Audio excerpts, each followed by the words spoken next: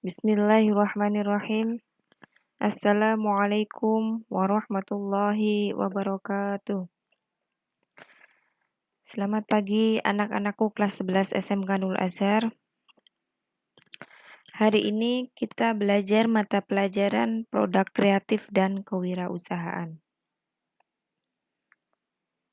Sebelum kita memulai materi kita, marilah kita berdoa terlebih dahulu agar materi yang Ibu sampaikan dapat bermanfaat, dapat kalian pahami dan kalian mengerti.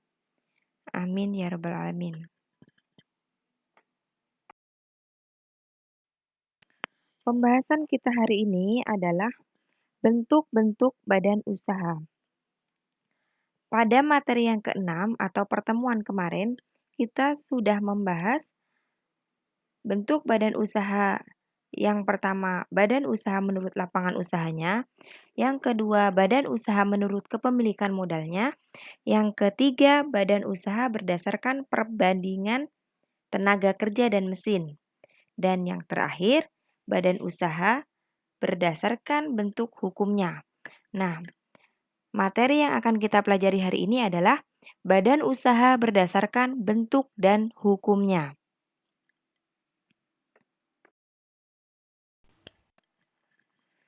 Badan usaha berdasarkan bentuk dan hukumnya. Berdasarkan bentuk hukumnya, badan usaha itu terbagi menjadi dua. Yang pertama, perusahaan perorangan, dan yang kedua, perusahaan persekutuan. Perusahaan perorangan yaitu badan usaha yang dimiliki, dikelola, dan dipimpin oleh seseorang yang bertanggung jawab penuh terhadap segala resiko dan jalannya perusahaan.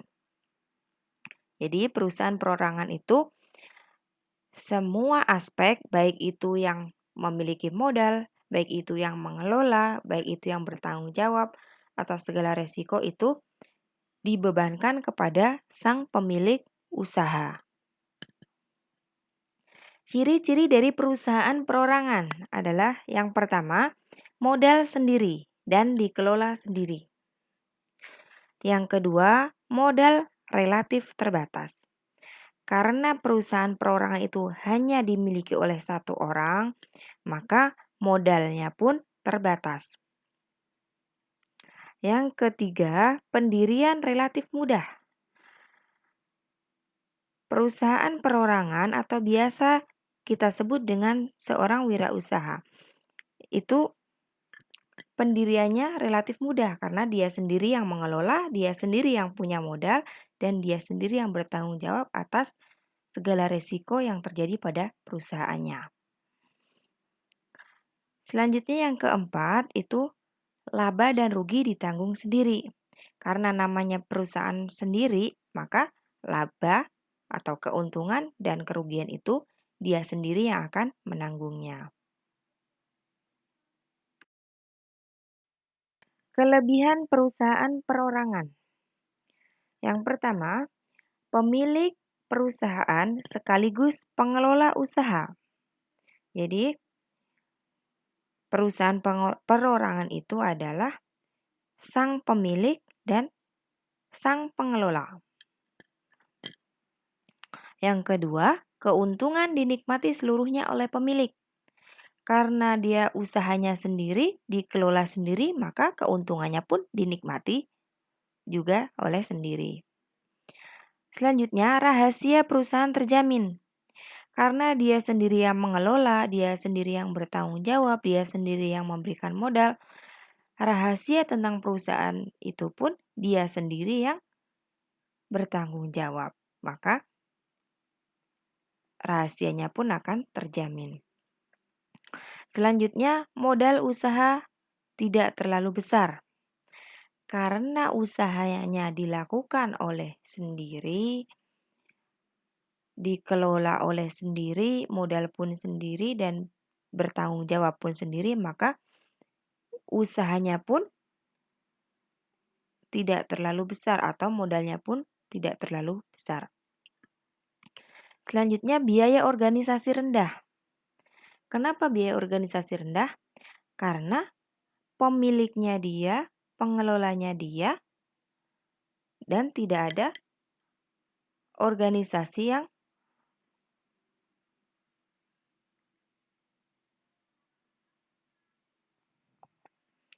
yang begitu besar.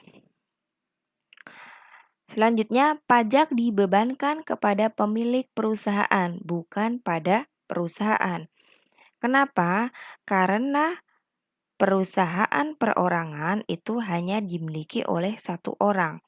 Nah, karena hanya dimiliki satu orang, maka pajaknya dibebankan kepada sang pemilik usaha, bukan pada perusahaannya.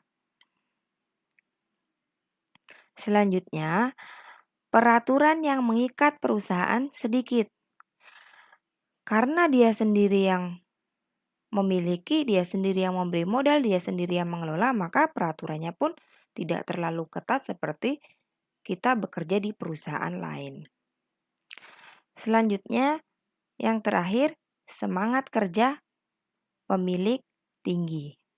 Artinya, ketika seseorang membuka usaha atau memberikan peluang usaha, maka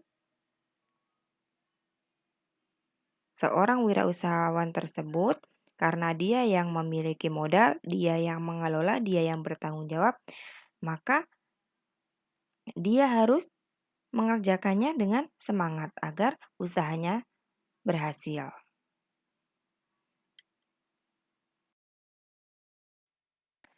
Selanjutnya, kekurangan perusahaan perorangan. Kekurangan perusahaan perorangan yang pertama adalah wewenang dan tanggung jawab pemilik perusahaan tidak terbatas. Artinya, semua wewenang dan tanggung jawab itu dibebankan kepada sang pemilik usaha. Yang kedua, modal perusahaan terbatas. Kenapa? Karena modal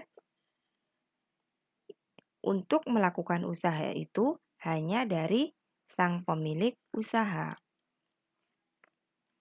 Selanjutnya, yang ketiga, kelangsungan hidup perusahaan kurang terjamin. Kenapa kelangsungan hidup perusahaan kurang terjamin? Karena dengan keterbatasan modal, maka ketika modal itu terpakai untuk kebutuhan lain, maka kelangsungan hidup perusahaan itu pun tidak akan menjamin untuk sukses. Selanjutnya, manajemen perusahaan rendah. Kenapa manajemennya rendah?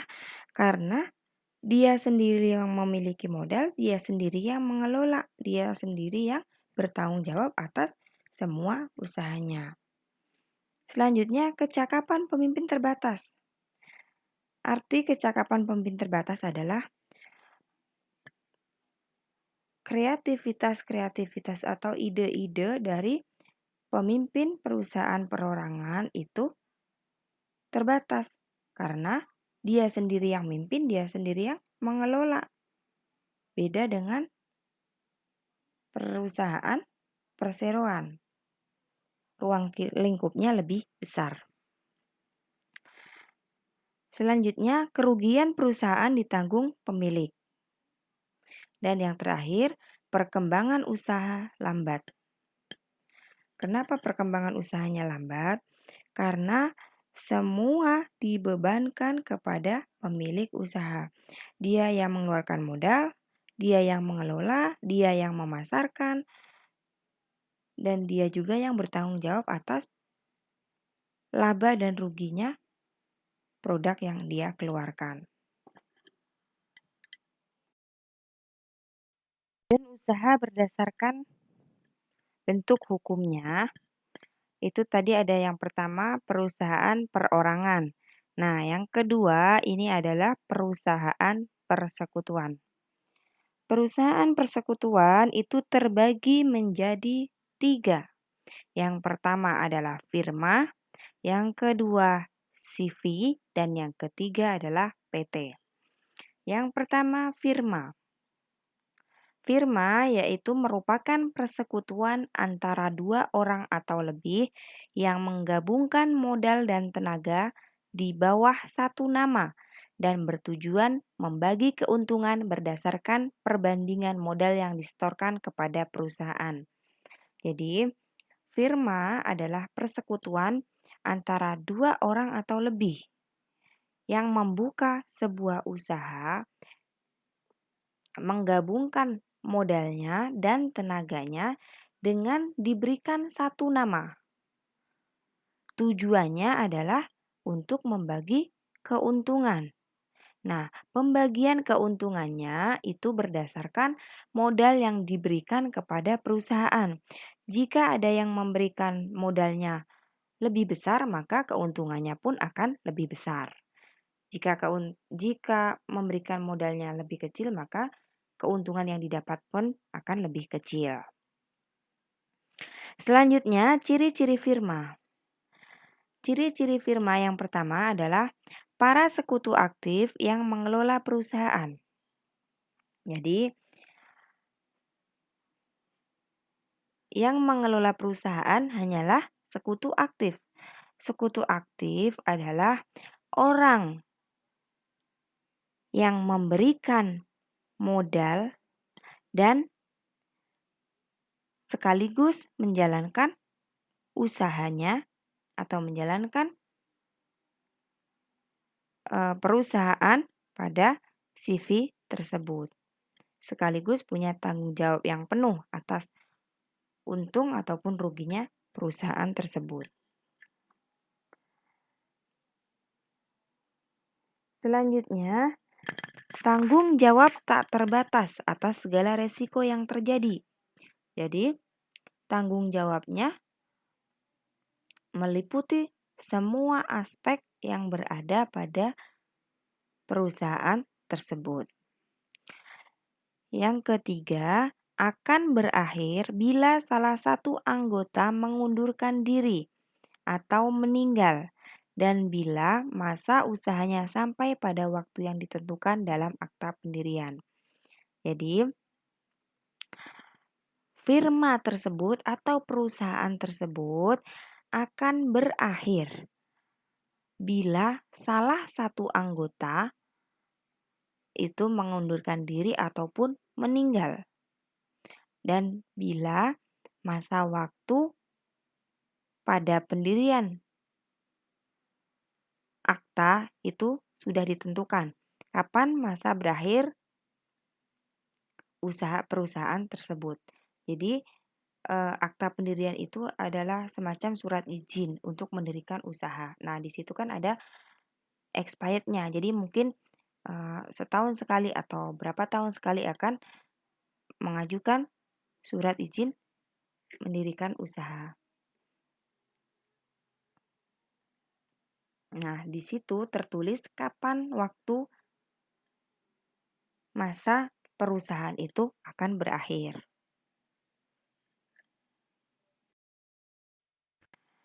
Selanjutnya, kelebihan firma. Kelebihan firma yang pertama adalah kemampuan manajemen lebih besar daripada perusahaan perorangan. Kenapa? Karena pada perusahaan firma merupakan persekutuan dua orang atau lebih. Jadi, kemampuan manajemen, kemampuan berpikir, kemampuan berorganisasinya pun lebih besar karena terdiri dari beberapa orang yang saling memberikan ide-ide baru, yang saling memberikan masukan-masukan untuk perusahaan agar lebih baik, agar lebih maju. Makanya kemampuan manajemennya lebih bagus, lebih besar dibandingkan dengan perusahaan perorangan yang pemiliknya, pemilik modalnya, pengelolanya hanya seorang diri. Selanjutnya, jika modal kurang tidak akan menjadi masalah. Jadi, jika tadi di perusahaan perorangan itu modalnya sangat terbatas, maka di firma kekurangan modal itu tidak akan menjadi masalah. Kenapa? Hal tersebut tidak begitu menjadi masalah karena mempunyai kemampuan yang lebih besar, yaitu kemampuan modal atau kemampuan finansialnya, dan lebih kuat dibanding dengan perusahaan perorangan. Kenapa lebih kuat, lebih besar? Ya karena terdiri dari beberapa orang yang memberikan modal usaha. Selanjutnya, keputusan perusahaan lebih logis karena keputusan bersama. Jadi, perusahaan firma itu perusahaan yang mengambil keputusan secara logis. Kenapa? Karena hasil keputusan tersebut diambil dari kesepakatan bersama para anggota sekutu. Selanjutnya, kekurangan firma. Kekurangan firma yang pertama, pimpinan lebih dari satu orang. Kenapa? Karena setiap anggota merupakan pimpinan firma. Jadi, semua orang yang memberikan modalnya, semua orang yang ikut mengelola itu adalah pemimpin. Jadi, setiap orang atau setiap anggota merupakan pimpinan firma. Selanjutnya, tanggung jawab pemilik tidak terbatas terhadap seluruh hutang perusahaan. Kekayaan pribadi menjadi jaminan atas utang firma. Jadi, bedanya firma dengan perorangan itu seluruh aset, seluruh tanggung jawab tentang hutang perusahaan, maka aset pribadi akan menjadi jaminan jika perusahaan tersebut mempunyai hutang. Selanjutnya, kerugian yang diakibatkan oleh salah satu anggota, maka akan menjadi tanggung jawab bersama. Karena firma adalah perusahaan persekutuan yang didirikan oleh 2 orang atau lebih. Maka ketika ada resiko kegagalan misal atau resiko yang mengakibatkan perusahaan itu bangkrut, misal itu akan menjadi tanggung jawab bersama.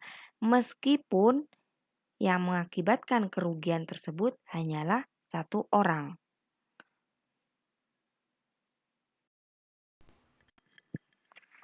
Persekutuan yang kedua adalah persekutuan komanditer atau yang biasa disebut dengan CV. CV adalah persekutuan yang terdiri dari beberapa anggota yang sebagian memasukkan modal, mengelola, dan bertanggung jawab tak terbatas atas resiko. Sedangkan sebagian lainnya hanya memasukkan modal saja.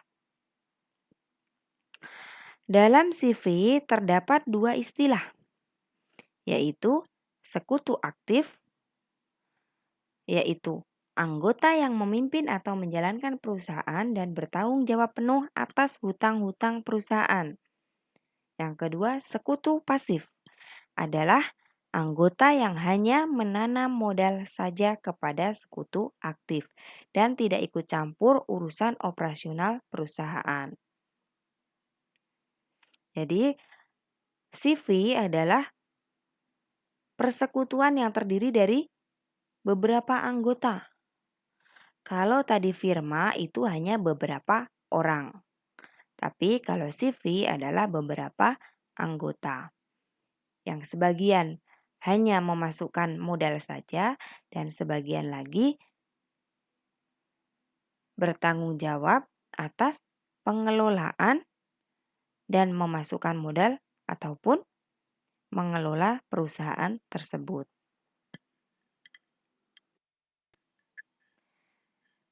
Selanjutnya, ciri-ciri CV. Yang pertama merupakan kelanjutan dari firma.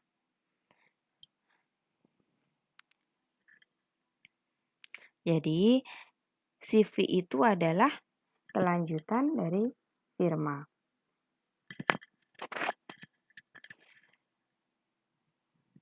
Yang kedua, terdiri dari anggota sekutu aktif dan pasif. Tadi sudah disebutkan sekutu aktif itu apa dan sekutu pasif itu apa. Yang ketiga, sebagian tanggung jawab tak terbatas dan sebagian lagi bertanggung jawab terbatas. Kenapa? Karena sebagian anggota itu sekutu aktif dan sebagian anggota adalah sekutu pasif. Sekutu aktif adalah yang tadi ikut menanamkan modal, ikut bertanggung jawab dan mengelola perusahaan tersebut. Sedangkan sekutu pasif adalah anggota yang hanya menanamkan modal saja dan tidak ikut campur pada urusan operasional perusahaan. Selanjutnya, modal perusahaan dapat ditambah dengan mudah. Kenapa? Karena pada CV itu terdapat beberapa anggota. Jadi, bisa dengan mudah ditambahkan.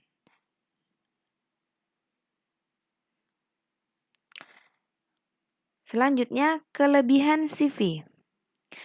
Kelebihan CV yang pertama, pendirian relatif mudah.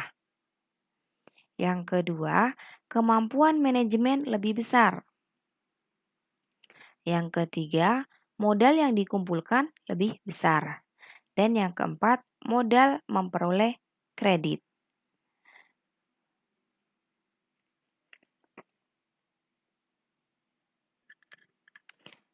Artinya, modal itu bisa dipinjam dari bank. Gitu ya. Modal memperoleh kredit itu bisa mendapatkan pinjaman dari bank dengan mudah. Selanjutnya, kelebihan CV. Kelangsungan hidup perusahaan tidak dapat diramalkan. Kenapa? Karena pada CV itu ada beberapa anggota sekutu aktif dan ada sekutu pasif. Nah, dari sekutu pasif itu adalah orang yang hanya menanamkan modal saja. Maka dia tidak bertanggung jawab atas semua kerugian atau operasional perusahaan yang menyangkut kerugian perusahaan. Dia tidak bertanggung jawab. Maka kelangsungan hidup perusahaan itu pun tidak dapat diramalkan. Selanjutnya, jika sudah memasukkan modal, sulit akan ditarik kembali. Terutama komplementer. Komplementer itu adalah pimpinan atau atasan perusahaan.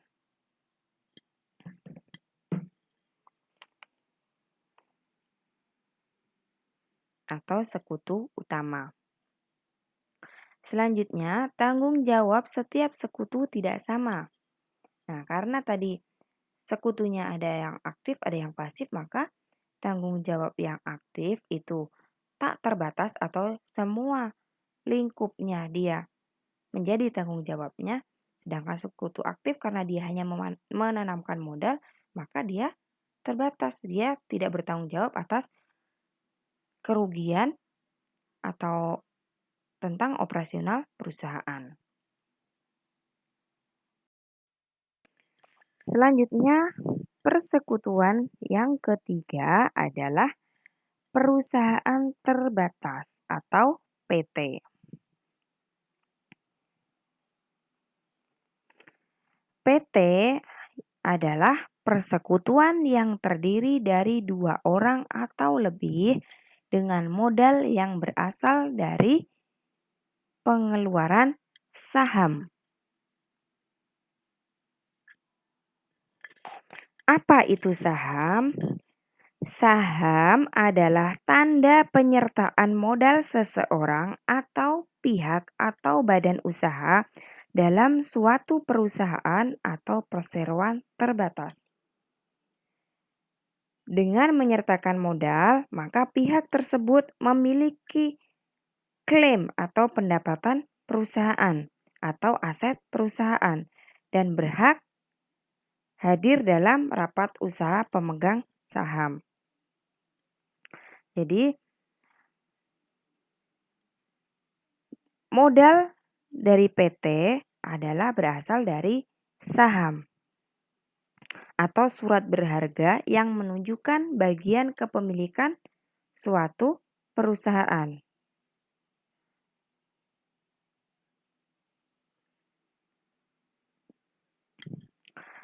Ciri-ciri PT. Yang pertama, perseroan atau saham yang ditanamkan.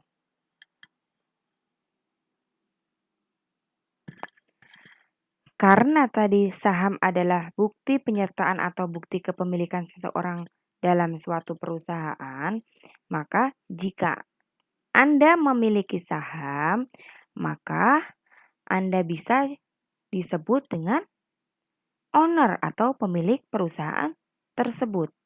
Tergantung seberapa besar porsi kepemilikannya. Nah, wujud saham tersebut itu hanyalah selembar kertas yang dikeluarkan oleh perusahaan dan menyatakan bahwa pemilik kertas yang namanya tercantum dalam surat tersebut adalah pemilik perusahaan sesuai dengan porsi berapa persen atau berapa banyak kepemilikan yang ditanam di perusahaan tersebut atau modal yang ditanam di perusahaan tersebut. Nah, saham tersebut bisa dijual belikan.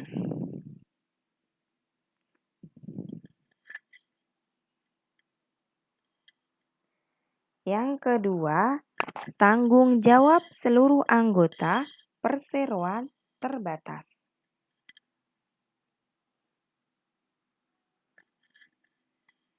Yang ketiga, karena saham-sahamnya mudah diperjualbelikan, maka persero dapat menjualnya jika membutuhkan uang.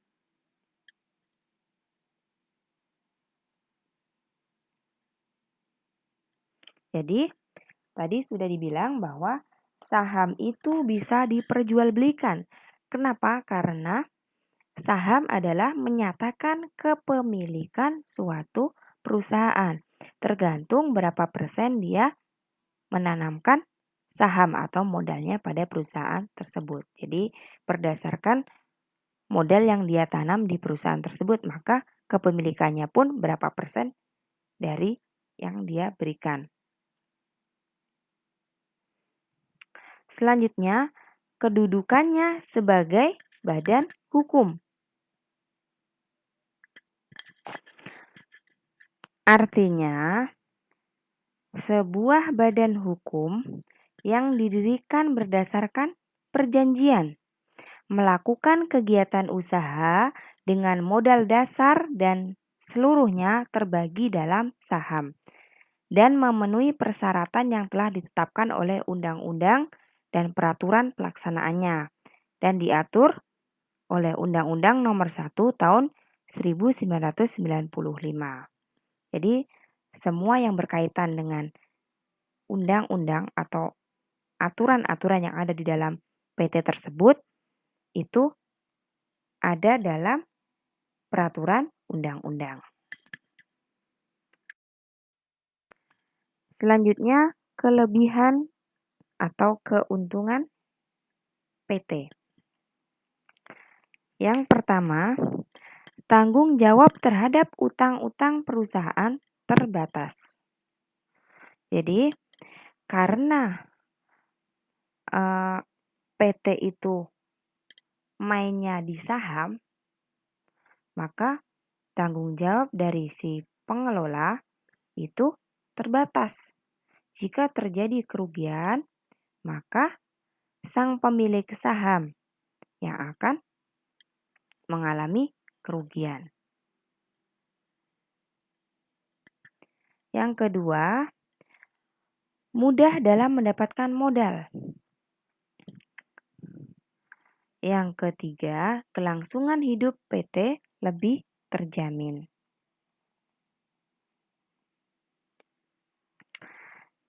Meskipun pemilik PT-nya berganti-ganti,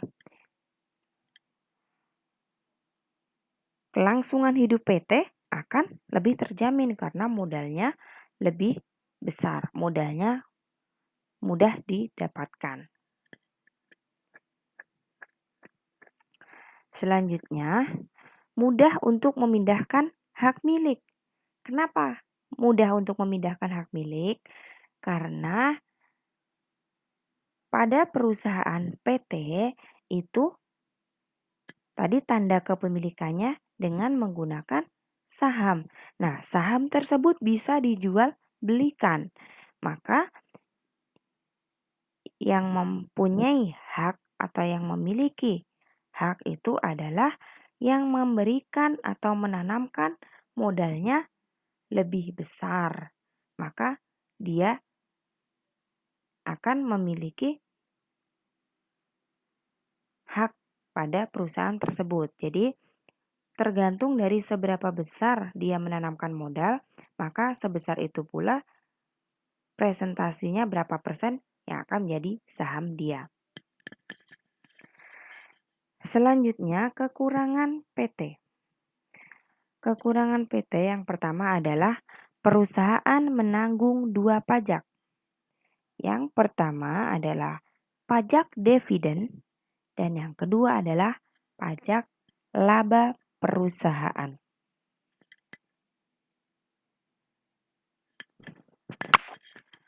Pajak dividen adalah pemotongan atau pemungutan pajak atas laba yang diterima oleh para pemegang saham. Sedangkan pajak laba perusahaan adalah pemotongan atau pemungutan pajak bagi laba perusahaan. Jadi laba itu pada suatu perusahaan PT itu kan ada dua, dari laba para pemegang saham dan dari laba perusahaan itu sendiri. Nah, dua-duanya itu akan dikenai pajak. Yang kedua, pendirian perusahaan lebih rumit dan memerlukan biaya besar.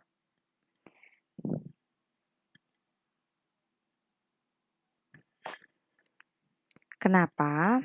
Karena pendirian PT atau perusahaan terbatas itu adalah perusahaan yang berbadan hukum, maka harus mengikuti prosedur-prosedur yang ada pada undang-undang yang sudah ditetapkan. Dan biayanya pun juga lebih besar. Selanjutnya yang terakhir adalah rahasia perusahaan tidak terjamin. Karena ruang lingkupnya perusahaan PT itu besar, maka rahasia perusahaan tidak terjamin.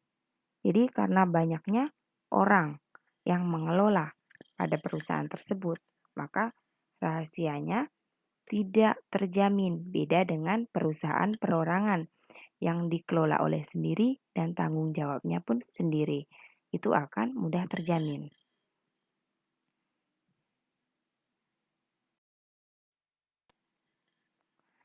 Selanjutnya, pemanfaatan peluang usaha, produk barang atau jasa secara kreatif dan inovatif. Pada dasarnya, kreativitas itu berupa sebuah kemampuan manusia yang dapat memberi kepuasan dan keberhasilan dalam hidup, sehingga manusia dapat mengaktualisasikan dirinya ke dalam lingkungannya. Orang yang kreatif adalah orang yang bisa dengan cepat mampu menangkap peluang yang muncul dari suatu kondisi lingkungan sekitarnya. Jadi, bagi kalian, jadilah seorang yang kreatif dan bisa mewujudkannya. Salah satunya menjadi wirausaha bidang produk, barang, atau jasa. Berpikir kreatif berupa cara berpikir yang mampu menciptakan metode baru, konsep baru, pengertian baru, perencanaan baru, dan seni baru, serta model baru yang dibutuhkan pada masyarakat saat ini. Kreativitas dalam bidang produk atau jasa berarti mampu membuat sesuatu yang baru atau suatu karya yang baru yang tepat guna. Artinya sesuai dengan yang diinginkan masyarakat, sesuai dengan kebutuhan masyarakat dan diterima oleh masyarakat pada waktu tertentu. Nah, produk yang diciptakan hendaknya harus memenuhi kriteria. Kriterianya yang pertama adalah useful. Artinya bahwa produk, barang, atau jasa yang dibuat mampu dipakai dan digunakan serta juga bisa menumbuhkan suatu keindahan. Yang kedua, understandable, yaitu produk, barang, dan jasa dibuat hendaknya dapat dimengerti. Maksudnya gimana? Maksudnya berupa hasil kerja yang dibuat dalam waktu yang sama, dengan proses yang sama dan bukan merupakan kebetulan suatu proses. Artinya, proses-proses tersebut memang sebelumnya sudah direncanakan atau memang sudah ada planningnya. Yang terakhir harus inovatif. Apa itu inovatif? Yaitu suatu produk, barang, atau jasa hendaknya berupa karya yang bernilai atau inovatif yang berarti produk sudah ada dibuat lebih menarik dari sebelumnya. Paham ya? Nah, materi hari ini dicukupkan sekian saja. Jika ada pertanyaan, silakan komen di video ini atau bisa langsung japri ke Ibu. Mudah-mudahan materi yang Ibu sampaikan dapat bermanfaat untuk kalian semua. Amin. Cukup sekian. Wassalamualaikum warahmatullahi wabarakatuh.